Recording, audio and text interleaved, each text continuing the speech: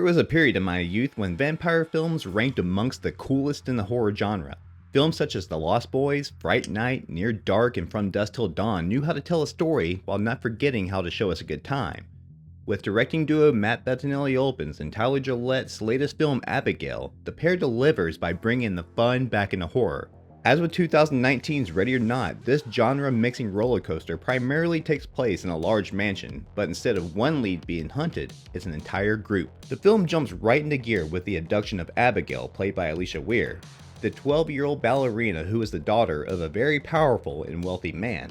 Guaranteed a hefty ransom for the kidnapping is a motley crew of miscreants, each with their own quirks and secrets. Former Dirty Detective Frank, played by Dan Stevens, the enforcer and muscle-bound Peter, played by Kevin Durand, former Army medic Joey, played by Melissa Barrera, the spoiled hacker Sammy, played by Catherine Newton, ex-Marine and gunman Rickles, played by William Catlett, and the wheelman Dean, played by the late Angus Cloud. Once they rendezvous at another location, the group is met by the heist organizer Lambert, played by Giancarlo Esposito. They are given simple instructions. No real names, no personal information, no cell phones. Just 24 hours of babysitting a preteen. Being given the task as sole caretaker to Abigail, Joey learns that something bad will happen almost immediately. After discovering the potential identity of Abigail's father, the group may have bitten off more than they can chew. We all know going in this is not your typical 12-year-old girl. Bloodshed looms on the horizon, but the film takes its time to give us the promise of the trailers.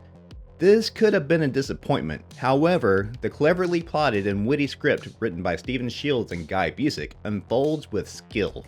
In the first half, the storyline gives us just what we need to know about the characters, more often than not in hilarious ways. Sure, they may be lowlives, but we are emotionally invested before the stakes escalate. Returning from Radio Silence's Scream films is Barrera, who is in top form as the heroine of the group. While her role does not require the delivery of comedic punches like the remaining cast, her character Joey easily switches from a caring mother to a full-on gun-toting badass. Sharing palpable chemistry with Barrera is Catlett, our stoic ex-Marine, which adds to our emotional investment in the members of the group. Paired with Barrera is scene-stealing Stevens. As expected, this man is really leaning into his character. The filmmakers and Stevens are fans of the show I Think You Should Leave, which influences some of the qualities of ex-detective Frank. With his slick back hair, I was almost waiting for him to talk about his love for sloppy steaks. You know, a real piece of shit. Oh yeah, that would slick back really nice.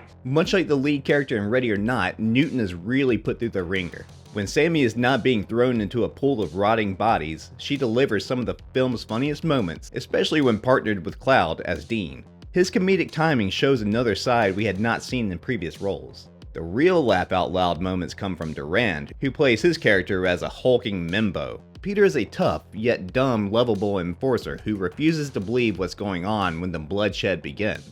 Okay, what do we know about vampires? That they're not real. However, it is the film's titular character who is the true star of the show.